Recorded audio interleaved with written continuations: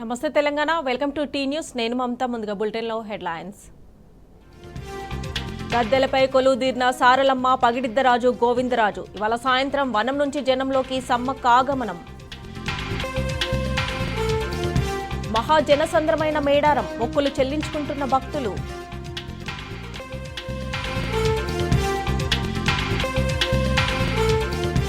హైదరాబాద్ను ఎంతో అభివృద్ధి చేసిన కేసీఆర్, గత పాలకుల నిర్ణయాలను కొనసాగిస్తామన్న రేవంత్ రెడ్డి. సిద్దిపేట విద్యుత్ సబ్స్టేషన్ ప్రమాద కారణాలు వెంటనే తెలుసుకోవాలి, పునరావృతం కాకుండా పటిష్ట చర్యలు తీసుకోవాలన్న హరీష్ రావు. పెండింగ్ బిల్లులను రాష్ట్ర ప్రభుత్వం తక్షణమే చెల్లించాలి, సర్పంచుల సంఘం జేఏసీ ఆధ్వర్యంలో చెలో హైదరాబాద్.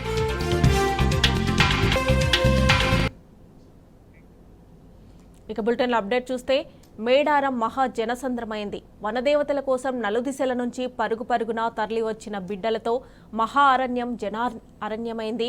ఎటు చూసినా జనం, పుట్టపగిలి చీమలొచ్చినట్లు ఎటు చూసినా భక్తి పారవస్యం కనిపిస్తోంది. కన్నెపల్లి కల్పవల్లి పాదస్పర్శతో మేడారం పులకరించింది.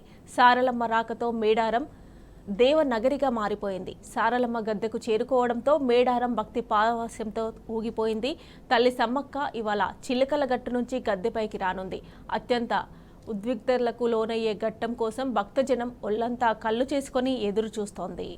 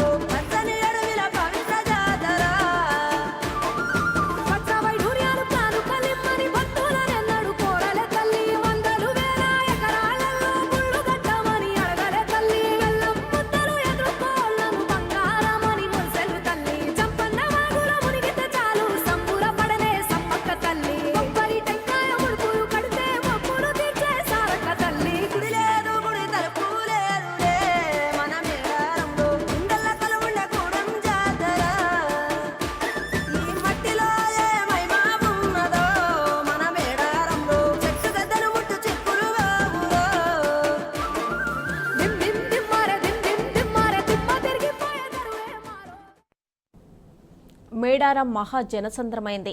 తల్లుల కోసం నలుదిశల నుంచి పరుగున తరలి వచ్చిన బిడ్డలతో మహా అరణ్యం జన అరణ్యమైంది. ఎటు చూసినా జనం, పుట్టపగిలి చీమలొచ్చినట్లు ఎటు చూసినా పారవస్యం. జనగంగా జంపన్నవాగులో ఓలలాడినట్లు పూనుకొండ్ల నుంచి పగిడిద్దరాజు, కొండాయి నుంచి గోవిందరాజు ఇప్పటికే చేరుకోగా సారలమ్మ రాకతో మేడారం దేవనగరిగా మారిపోయింది. కన్నెపల్లి కల్పవల్లి పాదస్పర్శతో మహాజాతర తొలిఘట్టం ప్రారంభమైంది.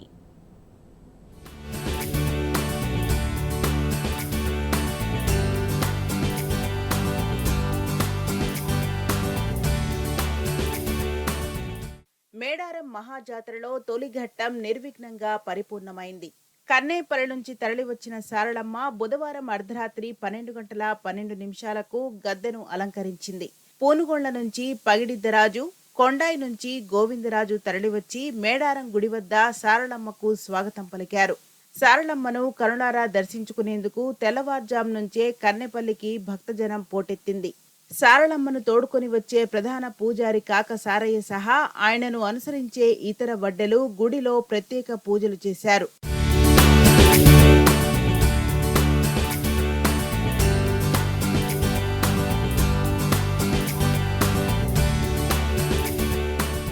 ఛత్తీస్గఢ్, బీజాపూర్, మహారాష్ట్రలోని సిరోంచా ప్రాంతాల నుంచి వచ్చిన ఆదివాసీ, కోయ గిరిజనుల పూజా విన్యాసాలతో కన్నెపల్లి మార్మోగింది. పూజల తరువాత కన్నెపల్లి నుంచి 16 మంది ఆడబిడ్డలు సంప్రదాయం ప్రకారం డోలీ విన్యాసాలతో తరలివచ్చి తల్లి బిడ్డలైన సమ్మక్క సారలమ్మ కొలువుదీరే గద్దెలపై ముగ్గులు పెట్టి కంకవనానికి కంకణాలు కట్టారు. మధ్యాహ్నం 3 గంటల నుంచే కన్నెపల్లి సారలమ్మ గుడి వద్ద డోలీ విన్యాసాలు, తుడుందెబ్బ, ఆదివాసీ విద్యార్థి పరిషత్, సారలమ్మ యువజన సంఘం బృందాల సారథ్యంలో కళా ప్రదర్శనలు కొనసాగాయి. అదే సమయంలో సారలమ్మ ప్రధాన పూజారి కాక సారయ్య సహా ఇతర పూజారులు సారలమ్మ గుడిలో వారి ఆచార సంప్రదాయాలను ఆచరించారు. జిల్లా ప్రజాప్రతినిధులు, ఉన్నతాధికారులు కన్నెపల్లి సారలమ్మ గుడి నుంచి మేడారంలోని గద్దెల వరకు తోడుకొని బయలుదేరారు.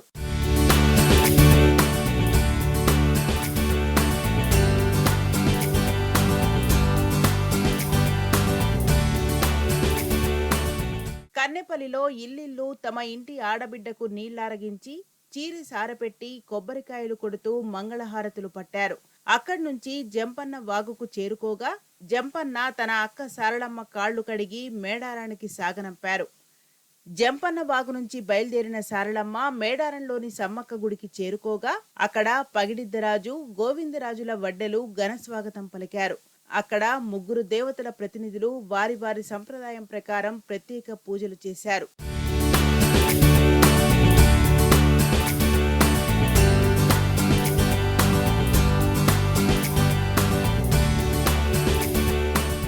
ఇక సారలమ్మ మేడారానికి బయలుదేరిందన్న సమాచారం తెలియగానే మేడారం జాతర ప్రాంగణం నుంచి భక్తులు తండోపతండాలుగా కన్నెపల్లికి పరుగులు తీశారు. గుడి నుంచి బయలుదేరిన సారలమ్మ కన్నెపల్లి వాడవాడనా తిరుగుతూ బిడ్డలకు దీవెనలిచ్చింది. ఇల్లిల్లు సారలమ్మకు చీరె సారెపోసి కాళ్లు కడిగి నీళ్లు నెత్తిన చల్లుకుంది. ఆదివాసీ సంప్రదాయాల ప్రకారం అత్యంత నియమనిష్ఠులతో ఉదయం నుంచి ఉపవాసం ఉన్న ప్రధాన వడ్డె కాక సారయ్య ఆధ్వర్యంలో సారలమ్మ మేడారం గద్దెకు పయనమైంది. కన్నెపల్లి నుంచి మేడారానికి దాదాపు 3 కిలోమీటర్ల పొడవున దారికి ఇరువైపులా జనం పోటెత్తారు. శివలోగే శివసత్తుల పూనకాలతో జాతర మార్మోగింది. ఎదురుకోళ్లు సమర్పిస్తూ ఒడిబియ్యం చల్లుతూ కొబ్బరికాయలు కొడుతూ జనం సారలమ్మకు నీరాజనం పలికారు. కన్నెపల్లి నుంచి జంపన్నవాగు దాకా ఒక దృశ్యం, జంపన్నవాగు నుంచి మేడారం వరకు మరో దృశ్యం. ఈ రెండు దృశ్యాల నడుమ జంపన్నవాగు ఒక్కసారిగా కోల్ రాగాలతో ఓలలాడింది. ఉప్పొంగిన జంపన్న అక్క కాళ్లు గడిగి నెత్తిన చల్లుకున్నాడా అన్నంత ఉద్విగ్న వాతావరణం నెలకొంది.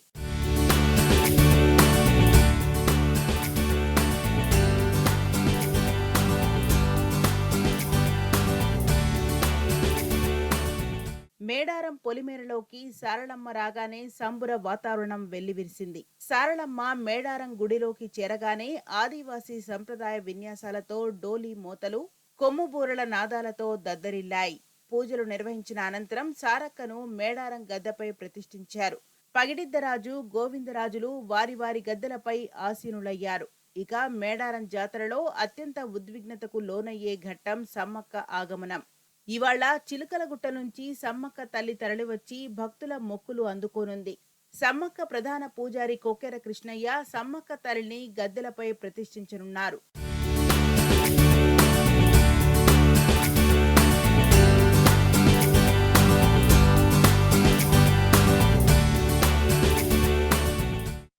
మేడారం జాతర అంగరంగ వైభవంగా సాగుతుంది. గద్దెపై కొలువుదీరిన సారలమ్మ భక్తులకు దర్శనమిస్తుంది. ఇవాళ సమ్మక్క గద్దెపై కొలువుదీరనుంది. సమ్మక్క రాక కోసం భక్తులు ఎదురుచూస్తున్నారు. వనదేవతల జాతరపై ఇక మరిన్ని డీటెయిల్స్ మా ప్రతినిధి రవికాంత్ లైవ్ లో అందజేస్తారు. రవికాంత్,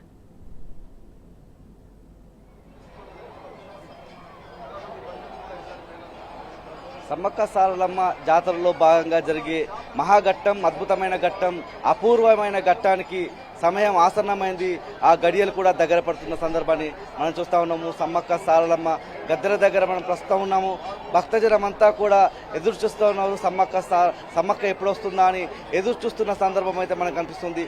నిన్న రాత్రి 12 గంటల తర్వాత సారలమ్మ అయితే గద్దెలపైకి చేరుకుంది. ఇవాళ చిలకలగుట్ట నుంచి సమ్మక్క గద్దెలపైకి చేరుకోనుంది. ఆ గడియల కోసం భక్తజనం అంతా ఎదురు చూస్తూ ఉన్నారు. సమ్మక్కకు ఎప్పుడెప్పుడు వస్తుందా అని ఎదురు చూస్తున్న సందర్భం అయితే మనకు కనిపిస్తూ ఉంది. ఇవాళ సాయంత్రం తర్వాత సమ్మక్క అమ్మవారు వచ్చే అవకాశం అయితే మనకు కనిపిస్తూ ఉంది. అంటే నిన్న కన్నెపల్లి నుంచి సారలమ్మ వచ్చిన ప్రక్రియనంతా గమనించినట్టయితే ఇవాళ సమ్మక్క కూడా అర్ధరాత్రి వచ్చే అవకాశం మాత్రమే మనకు కనిపిస్తూ ఉంది. గతంలో సారలమ్మ కూడా 7, 8, 9 ఈ 9 గంటల లోపు వచ్చే అవకాశం ఉండేది. ఈసారి మాత్రం అర్ధరాత్రి 12 గంటలకు రావడం జరిగింది. సమ్మక్క కూడా అదే సమయంలో అంటే అర్ధరాత్రి వరకు వస్తుందని మనం అంచనా వేస్తూ ఉంటాము. ఆదివాసీ సంస్కృతి సాంప్రదాయాల ప్రకారం పున్నమి వెలుగుల్లో ఈ జాతర అంతా కూడా జరుగుతుంది. ఆ పౌర్ణమి వెలుగుల్లోనే సమ్మక్క రావడం అనేది ఆనవాయితీగా వస్తున్న సందర్భంగా మనం చెప్పుకోవాల్సి ఉంటుంది.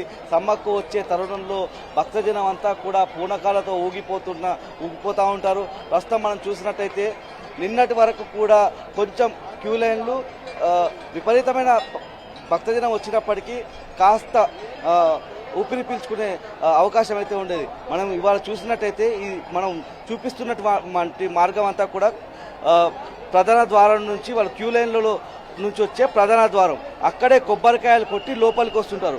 ఈ మార్గం కాస్త ఊపిరి పీల్చుకునే విధంగా ఉండేది. నిన్న సారలమ్మ వచ్చిన తర్వాత సమ్మక్క సారలమ్మ జాతర మేడారం అంతా కూడా కిక్కిరిసిపోయిందని మనం చెప్పుకోవాల్సి ఉంటుంది.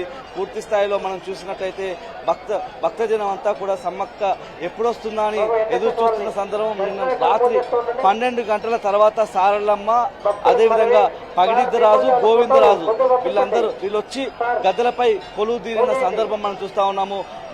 గద్దెలపైన కొలువు తీరిన సందర్భానికి మనకు నిదర్శనంగా మనం ఇక్కడ ఉన్నటువంటి మనం ఏదైతే పగిడిద్దరాజు గద్దె ఉందో, ఇక్కడ ఏదైతే మనం చూసినట్టు పడిగే ఉంటుందో, తీసుకొచ్చినట్టు పడిగే ఇక్కడ ప్రతిష్ఠించడం జరిగింది. అదేవిధంగా సారలమ్మ కూడా రావడం జరిగింది. ఇవాళ సమ్మక్క రాత్రి 7 సాయంత్రం తర్వాతే బయలుదేరుతుంది.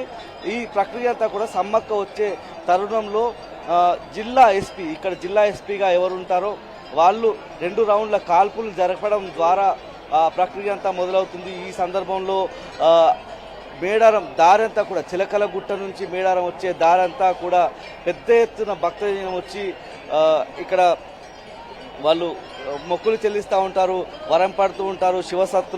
శివసత్తులు శివమోగుతూ ఉండడం మనకు కనిపిస్తూ ఉంటుంది.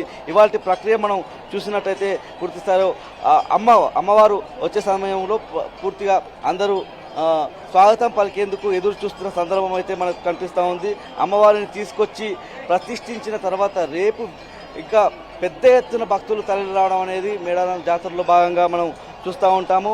ఇప్పటికే ఇవాళ సాయంత్రం అక్కడ చిలకలగుట్ట దగ్గర రహస్య పూజలు చేసిన అనంతరం ఇక్కడికి తీసుకొస్తారు. అంతకు ముందే ఇక్కడ ఉన్నటువంటి సమ్మక్క గద్దె దగ్గర, అంటే నిన్న ఎట్లాగైతే సారలమ్మ గద్దె దగ్గరికి సారలమ్మని తీసుకొచ్చే ముందు ఎలాంటి ప్రక్రియ అయితే ఇక్కడ అలికి ముగ్గులు పెట్టడం జరిగిందో, అదేవిధంగా సమ్మక్కకు సంబంధించిన గద్దె దగ్గర కూడా అలికి ముగ్గులు పెట్టడం అనేది జరుగుతూ ఉంటుంది. కుంకుమ పసుపులతో ఇక్కడ అలంకరిస్తారు.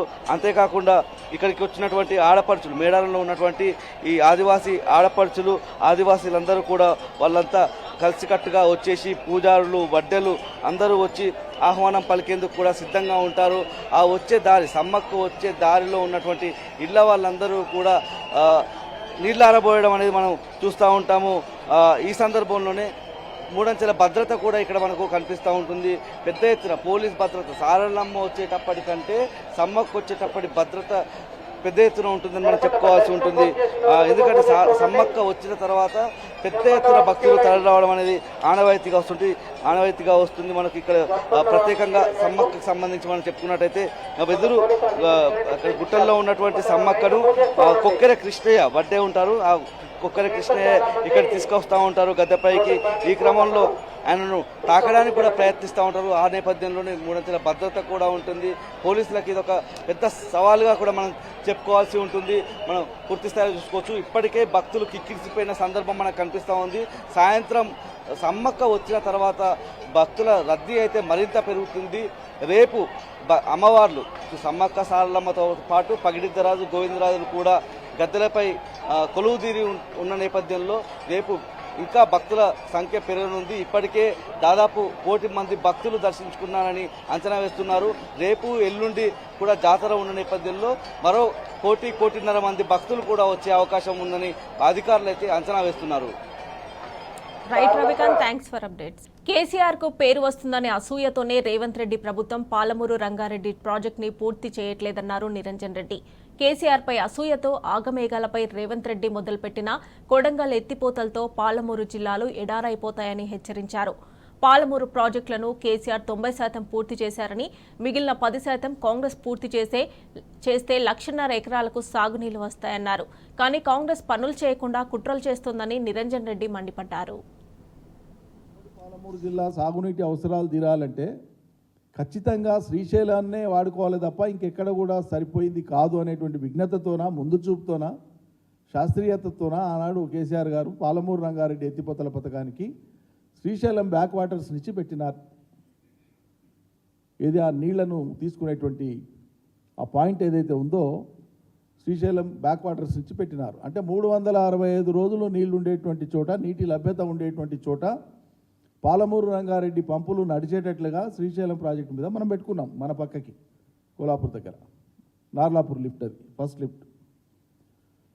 అట్లా పాలమూరు రంగారెడ్డికి రేపు మన తెలంగాణ వాటా, నీటి వాటా ఎప్పుడు తేలినా సరే మన వాటా నీళ్లకు లోబడే పాలమూరు రంగారెడ్డి అందులో ఫిట్ అయ్యేటువంటి విధంగా మనం డిజైన్ చేసుకున్నాం, ప్లాన్ చేసుకున్నాం. రేపు ఏ రకమైనటువంటి నీటి ఇబ్బందులు, నీటి చిక్కులు రావద్దని, నీటి కేటాయింపులు జరిగే నాటికి కూడా ఈ ప్రాజెక్టుకి అవసరమైనటువంటి నీళ్లను వాడుకునే విధంగానే మనం ముందు చూపుతాను డిజైన్ చేసుకున్నాం అన్నీ. అంటే లాంజివిటీ ఆఫ్ ప్రాజెక్టు, దాని సస్టైనబిలిటీ, సక్సెస్ అన్నీ ఉండేటట్లుగా ప్లాన్ చేసినాం. ఆ రోజు కేసీఆర్ గారి ముందు చూపుతో జరిగింది అది. కాబట్టి పాలమూరు రంగారెడ్డి ద్వారా మనం తలపెట్టినటువంటి మొత్తం పనులు 5 రిజర్వాయర్లు, 4 పంపింగ్ స్టేషన్లు, టనల్స్, కెనాల్స్, ఇవి దాదాపు కంప్లీట్ అయినాయి. నార్లాపూర్ దగ్గర ఫస్ట్ లిఫ్ట్ దగ్గర ఆల్రెడీ పంప్స్ ఎరెక్షన్ అయిపోయి ఒక పంపు వాటర్ కూడా స్టార్ట్ చేసినాం, లిఫ్ట్ చేసినాం. ట్రయల్ రన్ అయిపోయింది, కేసీఆర్ గారు చేసినారు. మిగిలినటువంటి పాలమూరు రంగారెడ్డిలో మిగిలినటువంటి పనులను 7 నుంచి 10% పనులు మిగిలి ఉన్నాయి. ఉదాహరణకు సెకండ్ లిఫ్ట్, సెకండ్ రిజర్వాయర్ ఏదిలో అయితే ఉందో 100% పనులు కంప్లీట్ అయిపోయినాయి. రిజర్వాయర్ కంప్లీట్ అయిపోయింది, 4 లిఫ్ట్లు కంప్లీట్ అయిపోయినాయి, 4 పంప్స్ ఎలక్ట్రోమెకానికల్ వర్క్స్ కంప్లీట్ అయినాయి. అట్లే వట్టెం కావచ్చు, కర్వెన కావచ్చు, ఉదండాపూర్ కావచ్చు, కర్వెన రిజర్వాయర్ కావచ్చు, నార్లాపూర్ కావచ్చు, మోర్ దాన్ 90% వర్క్స్ అయిపోయినాయి. ఓతోన 92-93% అయితే, ఓతోన 100% అయితే, ఓతోన 87% అయితే, ఆన్ యావరేజ్ 90%, 90% పాలమూరు రంగారెడ్డి ఎత్తిపోతల పథకానికి సంబంధించినటువంటి పనులను పూర్తి చేసింది మా సర్కార్, కేసీఆర్ గారి నాయకత్వాన. ఇప్పుడు మిగిలింది ఏంది? ఆ 7 నుంచి 10% పనులను పూర్తి చేస్తే ఇటు ఉదండాపూర్ నుంచి కానీ, అటు కర్వెన నుంచి కానీ తలపెట్టినటువంటి కాలువలు తవ్వితే నారాయణపేటకి, కొడంగల్కి గ్రావిటీతోనే ఇల్లు వస్తాయి. కాలువలు తవ్వితే గ్రావిటీతోనే నీళ్ళు వచ్చేటువంటి పని మేము తలపెట్టినటువంటి వాళ్ళు క్యాన్సిల్ చేసింది. వాళ్ళ ప్రభుత్వంలోకి వచ్చినాక కొడంగల్, నారాయణపేటకు సుమారు 1,00,000 ఎకరాలకు నీళ్ళు ఇచ్చేటువంటి విధంగా ఒక ఎత్తిపోతల పథకము, జూరాల నుంచే నీళ్ళు ఎత్తిపోయాలి. జూరాలలో ఉండేటువంటి సామర్థ్యం ఇప్పుడున్నటువంటి 5,70,000 ఎకరాలకే సరిపోక ఇటు భీమా రైతులు, అటు జూరాల రైతులు, అటు నిట్టంపాడు రైతులు, ఎగువన ఉండేటువంటి కోయిల్ సాగర్ రైతులు, ఇంకా ఎగువన ఉండేటువంటి సంగంబండ రైతులు ఒకరికొకరు నీళ్ళు అందక ఇబ్బంది పడే పరిస్థితులు ఉన్నాయి ఇప్పటికే. దాని మీద మళ్ళీ అదనపు భారమాని అలా కొడంగల్, నారాయణపేట లిఫ్ట్ ఇరిగేషన్ను జూరాల మీద పెట్టడం మూలంగా కొడంగల్, నారాయణపేటకు ఫలితం రావడం దేవుడెరుగు, ఉన్న ప్రాజెక్టులకు ఇబ్బంది కలుగుతుంది. ఇంకొకటి, ఈ లిఫ్ట్ ద్వారా 2,900 కోట్లు ప్రతిపాదిత అంచనా. ఇప్పుడు 2,900 కోట్లతోన వీళ్ళు ఇవ్వదలుచుకున్నటువంటిది, వీళ్ళు చెప్పినటువంటిది 1,00,000 ఎకరాలకు. కానీ కాలువలు పూర్తి అయితే పాలమూరు రంగారెడ్డిలో మేము మొత్తం ప్రాజెక్టులు పూర్తి చేసినాం. రిజర్వాయర్లు అయిపోయినాయి, టనల్స్ అయిపోయినాయి, ఓపెన్ కెనాల్స్ అయిపోయినాయి, ఎలక్ట్రోమెకానికల్ వర్క్స్ అయిపోయినాయి, పంపులు నడవడానికి సిద్ధంగా ఉన్నాయి. మీరు కేవలం అక్కడి నుంచి కెనాల్స్ తీసుకొని వస్తే కర్వెన హై లెవెల్ కెనాల్ కానీ, ఉదండాపూర్ కెనాల్ కానీ, ఈ 2 కెనాల్స్ని తీసుకొని వస్తే మీరు తలపెట్టింది 1,00,000 ఎకరాలు లిఫ్ట్ ద్వారా. ఇప్పుడు కెనాల్లను పూర్తి చేస్తే వచ్చేటువంటిది 1,50,000 ఎకరాలు వస్తాయి. దానికి 2,900 కోట్లు అవసరం పడదు. అందులో చాలా భాగం 60-70% నిధులు ఖర్చు పెడితే, ఇప్పుడు మీరు తలపెట్టిన దాంట్లో 60-70% నిధులు ఖర్చు పెడితే ఓపెన్ కెనాల్స్ ద్వారా, గ్రావిటీ కెనాల్స్ ద్వారా 1,50,000 ఎకరాలకు, 1,50,000 ఎకరాలకు కొడంగల్కు, నారాయణపేటకు నీళ్ళు వస్తాయి. అనవసరమైన భేషజాలకు పోయి కేసీఆర్ ప్రభుత్వం చేసిన పని నేను కంప్లీట్ చేసి దాని ద్వారా నీళ్ళు ఇస్తే కేసీఆర్కి ఖ్యాతి వస్తుందో, నేను తెచ్చినట్లు కనిపించాలనేటువంటి అనవసరమైన భేషజానికి ముఖ్యమంత్రి గారు పోవద్దని చెప్పి మేము విజ్ఞప్తి చేస్తూ ఉన్నాం. ఈ ప్రజాపాలన కదా మీది, ప్రజల డబ్బు దుర్వినియోగం కావద్దు. మీరు నారాయణపేట, కొడంగల్ 1,00,000 ఎకరాల పనులు మొదలుపెట్టి పాలమూరు రంగారెడ్డి పనులను పండబెట్టి నిర్లక్ష్యం చేసి ఆ ఫలితం రాకుండా చేసి ఒక్క పాలమూరులోనే 10 లక్షల ఎకరాలు బారేటువంటి స్థితిని మీరు కనుమరుగు చేస్తారనేటువంటి అనుమానం మాకుంది. ఎందుకంటే ఈరోజు ఒక అద్భుతమైనటువంటి కాళేశ్వరం ప్రాజెక్టు మీద చీకట్లు కమ్ముకునేటట్లు, భయాందోళన కలిగేటట్లు, దాని మీద అనుమానాలు రేకెత్తేటట్లు దినం విష ప్రచారం చేస్తూ వస్తున్నారు. మరి అలా కంప్లీట్ అయినటువంటి పాలమూరు రంగారెడ్డికి రాండి, చూపిస్తాం. మమ్మల్ని కూడా ఆహ్వానించండి, అడుగడుగు ఇంచు ఇంచు చూపిస్తాం.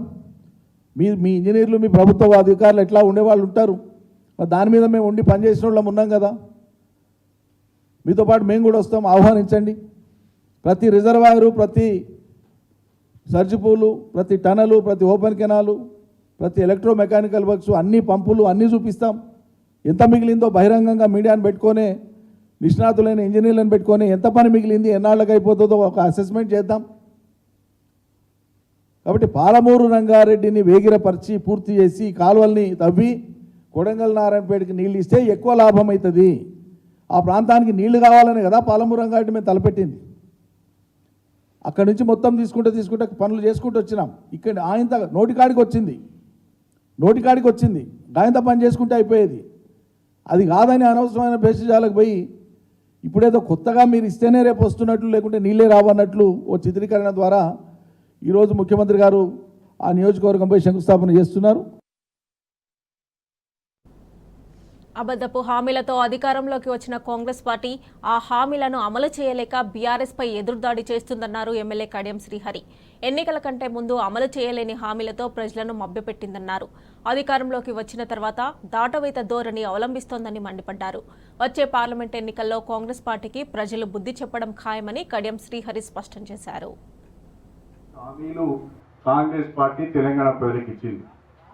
కాంగ్రెస్ పార్టీ మాటి మాటికి చెప్పిన మాటే పదే చెప్పడం వలన కేసీఆర్ కన్నా, భారత రాష్ట్ర సమితి ప్రభుత్వం కన్నా మెరుగైన పెన్షన్ ఇస్తాం, మెరుగైన రుణమాఫీ చేస్తాం, మెరుగైన రైతు బంధు ఇస్తాం, మెరుగైన అంతేకాకుండా ప్రతి మహిళకు కూడా 2,500 రూపాయల చొప్పున ఆర్థిక సాయం చేస్తామని చెప్పి ఏమాత్రము ఆర్థికంగా వీలు కాని, ఏమాత్రము అమలు చేయడానికి వీలు కాని హామీలను ఇచ్చి ప్రజలను మోసం చేసి కాంగ్రెస్ పార్టీ అధికారంలోకి వచ్చింది.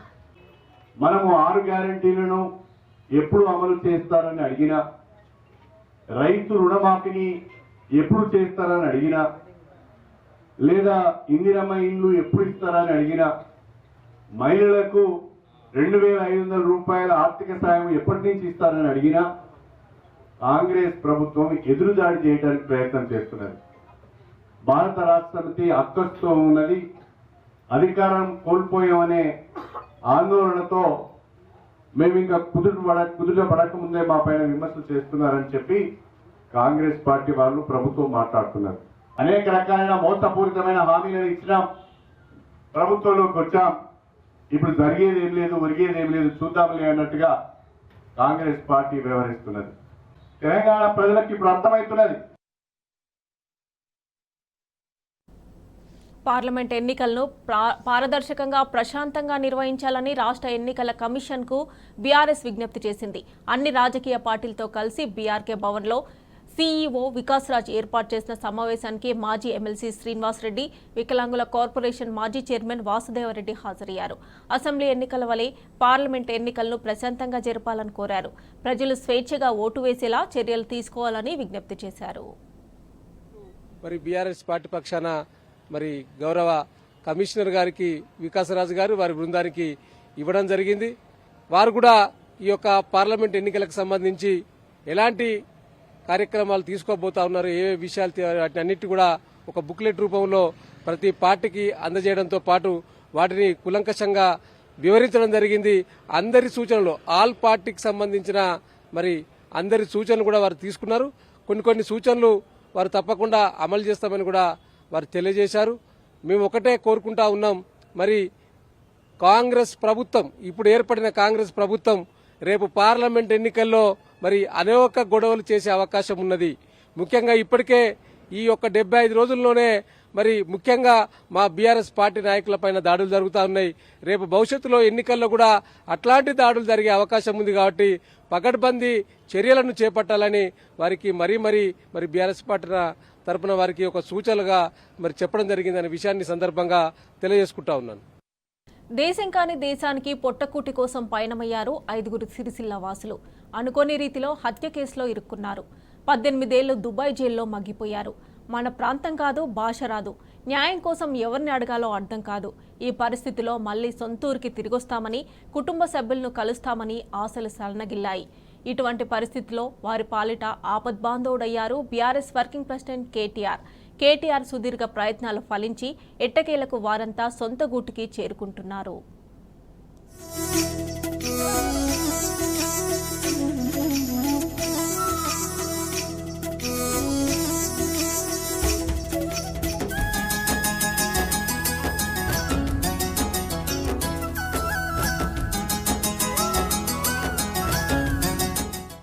తెలంగాణ నుంచి ఉపాధి కోసం వలసపోయి దుబాయ్లో హత్య కేసులో ఇరుక్కున్న సిరిసిల్ల ప్రాంత వాసులకు ఎట్టకేలకు విముక్తి లభించింది.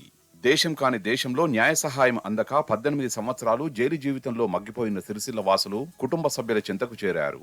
బీఆర్ఎస్ వర్కింగ్ ప్రెసిడెంట్ మాజీ మంత్రి కేటీఆర్ వారి పాలిట దేవుడయ్యారు. పొట్టజేత పట్టుకొని పరాయి దేశంలో జైలు జీవితం గడుపుతున్న వారికి అండగా నిలిచారు. తెలంగాణ రాష్ట్రం ఏర్పాటైన నాటి నుంచి కేటీఆర్ చేసిన కృషి ఎట్టకేలకు ఇప్పుడు ఫలించింది. మిమ్మల్ని తీసుకొని పోతాం, మనమే దుబాయ్ పోదాం. ఇక మనం ఇక లాస్ట్ ప్రయత్నం ఎట్లా చేద్దామంటే చేస్తా, వాళ్ళ అపాయింట్మెంట్ తీసుకుంటా, మొత్తం ఏర్పాట్లు నేను చేస్తా, మిమ్మల్ని తీసుకుంటా. మీరేం రద్దు పెట్టుకోకూడదు, కంపల్సరీ తీసుకొద్దాం. అర్థమైందా? భయపడక. కరోనా కాబట్టి ఇప్పుడు సంవత్సరం తాగమైంది. ఏరో గిల్లమ నేను తీసుకోపోతాను 25 లోపల వేద్దాము. సిరిసిల్ల జిల్లాకు చెందిన 5 2011లో దుబాయ్కి వలస వెళ్లారు. ఇందులో పెద్దూరు గ్రామానికి చెందిన అన్నదమ్ములు శివరాత్రి మల్లేశం, రవి కూడా బతుకుదెరువు కోసం పరాయి దేశం పోయారు. నేపాల్కు చెందిన బహదూర్ సింగ్ అనే వాచ్మెన్ హత్య కేసులో అక్కడే పనిచేస్తున్న 5 సిరిసిల్ల జిల్లా వాసులు ఇరుక్కున్నారు. భాష సరిగా రాకపోవడంతో విచారణలో అయోమయానికి గురయ్యారు. దీంతో దుబాయ్ కోర్టు తొలుత 10 ఏళ్ల జైలు శిక్ష, తర్వాత అప్పీలుకు వెళ్తే 25 ఏళ్ల జైలు శిక్ష విధించింది. 2011లో విషయం తెలుసుకున్న కేటీఆర్ స్వయంగా చొరవ తీసుకుని నేపాల్కు వెళ్లారు. హత్యకు గురైన బహదూర్ కుటుంబ సభ్యులకు 15 లక్షల ఆర్థిక సాయం అందించి క్షమాభిక్షపై సంతకాలు చేయించారు. దుబాయ్లో చట్టాలు మారడంతో క్షమాభిక్ష పిటిషన్ రద్దయింది. అయితే కేటీఆర్ పట్టువదలకుండా సిరిసిల్ల వాసుల విడుదల కోసం ప్రయత్నం చేశారు. కేంద్ర విదేశాంగ శాఖ సహకారంతో దుబాయ్ రాజు అపాయింట్మెంట్ సాధించి క్షమాభిక్ష పెట్టాలని విన్నవించారు. అక్కడి అధికారులతో నిరంతరం సమీక్షించారు. మా ఎమ్మెల్యే గారు కేటీఆర్ గారికి నేను కృతజ్ఞతలు చెప్తున్నా సార్. నేను దాదాపుగా 9 సంవత్సరాలు టీఆర్ఎస్ గవర్నమెంట్ వచ్చినాక ఫస్ట్ మన ఈనాడు నాగభూషణం గారు, మంద భీమిరెడ్డి గారు వీళ్ళందరూ ఫస్ట్ కేసు టేకప్ చేశారు. తర్వాత గవర్నమెంట్ వచ్చినాక ఇక రారు విడుదల గారు అనే పరిస్థితిలో మనము టేకప్ చేయడం జరిగింది. లాయర్ అనురాధ మేడం కూడా ఒకసారి దుబాయ్, నేను 2 సార్లు కేటీఆర్ ఆదేశాల మేరకు 2 సార్లు దుబాయ్ వచ్చిన కేసులో టీఆర్ఎస్ ఎన్ఆర్ఐ వింగ్స్ అందరూ మనకు ఇక్కడ సపోర్ట్ చేసిన కేసులో హెల్ప్ చేసిన వారందరికీ పేరు పేరున కృతజ్ఞతలు. ఎప్పటికప్పుడు నేను కేటీఆర్ గారికి మాట్లాడుతూ ఇది అప్డేట్ చేస్తారు ఎట్లా ఉంది. ముఖ్యమంత్రి గారు లెటర్ కావాలంటే కూడా విత్-ఇన్ 1 అవర్లో కేటీఆర్ గారు పేషీతో మాట్లాడి వాళ్ళ టీం మెంబర్స్తోని దుబాయ్ ఎంబసీకి పంపించడం, చాలా పేపర్ వర్క్ బాగా చేసిర్రు. 8 లక్షల రూపాయలు సార్ ఇండివిజువల్గా అమౌంట్ కట్టిరు. ఆ దుబాయ్ రాజు మనసు గారికి ఈరోజు క్షమాభిక్ష పెట్టిండు. మొత్తానికైతే మా గ్రామస్తుల పక్షాన ధన్యవాదాలు చెప్తున్న కేటీఆర్ గారికి. Thank you sir. మొత్తానికైతే మా ఊరోళ్ళు 18 సంవత్సరాల అనంతరం ఇక్కడ వచ్చి కుటుంబ సభ్యులను కలిసిరంటే అది మామూలు విషయం కాదు. చూసిరు కదా వాడకట్టు మొత్తం అంతా హ్యాపీగా ఉన్నారు. నేపాల్కు చెందిన హత్య కేసులో మా వాళ్ళు నిందితుడిగా దోషించిన అక్కడ కోర్టు 25 ఏళ్ల జైలు శిక్ష వేసింది. అక్కడ మా వాళ్ళు ఇక్కడికి వస్తారని మేము కళలో కూడా ఊహించుకోలేదు. ఇక్కడ మళ్ళీ మా తెలంగాణ గడ్డ మీకు వస్తారని మేము అనుకోలేదు. కేటీఆర్ సహాయంతో ఫస్ట్ ఎమ్మెల్యే అయినప్పుడు అక్కడ దుబాయ్ విజిట్ చేసి అక్కడికి వెళ్ళి మా వాళ్ళ దగ్గరికి పోయి మీకు తీసుకొచ్చే బాధ్యత నాది, ఎంతైనా పర్లేదు నేను మొత్తం చూసుకుంటా అని అక్కడ ఫస్ట్ హామీ ఇచ్చాచిండు. మా వాళ్ళకి అక్కడికి పోయి జైలు లోపలికి వెళ్ళి హామీ ఇచ్చాచిండు. 2023లో దుబాయ్ లారీ అక్కడ పెట్టారు, కోర్టులో పెట్టారు. ఇక్కడ సీఎం నుంచి వెళ్ళి ఫామ్ ఒక నింపించి ఫిల్అప్ చేసి అక్కడ మొత్తం డైరెక్ట్ గవర్నమెంట్ తరఫునే అన్ని చేసిండు. సార్ చేసిన మేలు మాకు ఎప్పటికి రుణపడి సారుకుంటాం. మేము సార్ చేసిన మేలుతోనే ఇప్పుడు మా ఇంటికి తిరిగి వచ్చి మా కుటుంబ సభ్యులతో ఎంతో సంతోషంగా మేము ఇప్పుడు ఉన్నాం. ఐటీస్ ఉన్నప్పుడు నాన్న ఫారెన్ వెళ్ళిండు. ఇక తర్వాత ఇక 2005లో ఇక నాన్న అక్కడ జైల్లో ఉంటున్నట్టు మాకు 1 year తర్వాత తెలిసింది. అప్పుడు చాలా ఏడ్చాం అందరం. తర్వాత 2013లో వాళ్ళకి క్షమాభిక్ష రద్దు అయింది. వాళ్ళు ఇట్లయితే ఇక వస్తలేరు కదా, మా కిడ్నీలన్నీ అమ్మి మేము విడిపించుకుంటామని అన్నారు. అప్పుడు కేటీఆర్ గారు మాకు నేపాల్కి 15 లక్షలు డబ్బులు కట్టి మళ్ళీ వాకిళ్ళు దుబాయ్లో పెట్టి అన్ని విడిపించారు. కేసీఆర్కి మేము ఎంతో రుణపడి ఉంటాం. Thanks to KTR. నా పేరు కీర్తన. మా పెళ్ళైనప్పుడు మా మామయ్య వాళ్ళు లేరు. 18 సంవత్సరాల నుండి మాకు కనిపించలే. కేటీఆర్ దయ వల్ల ఇప్పుడు వచ్చినందుకు మాకు సంతోషంగా ఉంది. కేటీఆర్ సార్కి థ్యాంక్స్ చెప్పుకుంటున్నాం. మేము చాలా కేటీఆర్ సార్కు, కేసీఆర్ సార్కు రుణపడి ఉన్నాం. మా వాడకట్ట అంతా మేము పండుగలాగా చేసుకుంటున్నాం. మాకు ఎట్లా అంటే మాకు ఆనందం వచ్చింది. ఇలా మేము ఇలా పనుకోలేదు. ఇలా మా ఆనందం గురించి బీఆర్ఎస్ వర్కింగ్ ప్రెసిడెంట్ కేటీఆర్ చేసిన సుదీర్ఘ ప్రయత్నాలు ఫలించాయి. దుబాయ్ కోర్టు కేసులో సిరిసిల్లకు చెందిన 5గురికి క్షమాభిక్ష ప్రసాదించింది. 18 ఏళ్ల జైలు శిక్ష అనంతరం వీరంతా విడుదల అవుతున్నారు. ఈ కేసులో కోనరావుపేట మండలానికి చెందిన లక్ష్మణ్ 2 నెలల క్రితమే విడుదలయ్యారు. రుద్రంగి మండలానికి చెందిన శివరాత్రి హనుమంత్ కూడా ఇటీవలే ఇంటికి చేరుకున్నాడు. ఇక తాజాగా పెద్దూరుకు చెందిన అన్నదమ్ములు శివరాత్రి మల్లేశం, రవి విడుదలై కుటుంబ సభ్యుల్ని కలుసుకున్నారు. అసలు బతికుండగా మళ్లీ తమ కుటుంబ సభ్యుల్ని కలుస్తామని కలలో కూడా అనుకోలేదని అంటున్నారు. కేటీఆరే తమ పాలిట దేవుడని కృతజ్ఞతలు చెబుతున్నారు. ఈ సాయం చేసింది కేటీఆర్ సార్.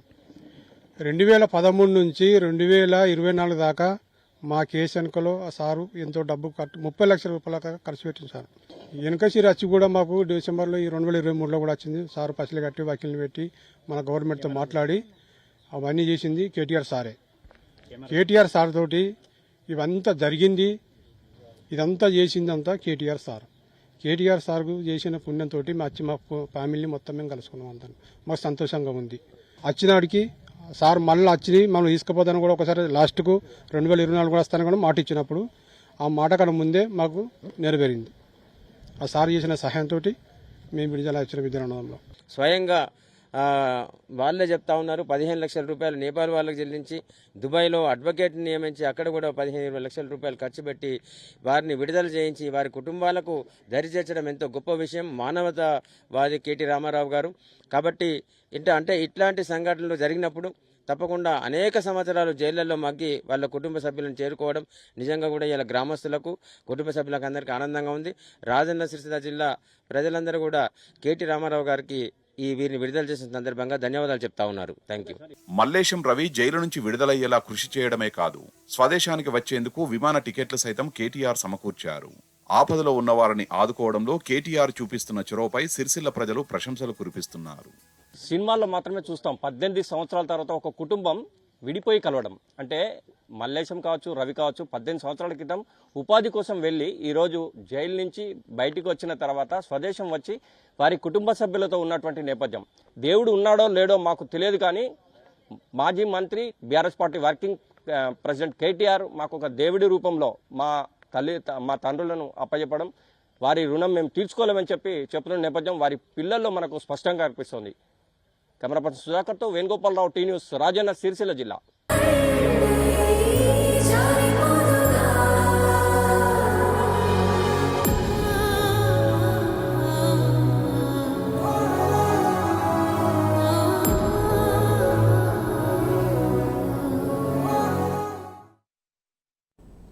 ఇవి bulletin updates. Keep watching T news.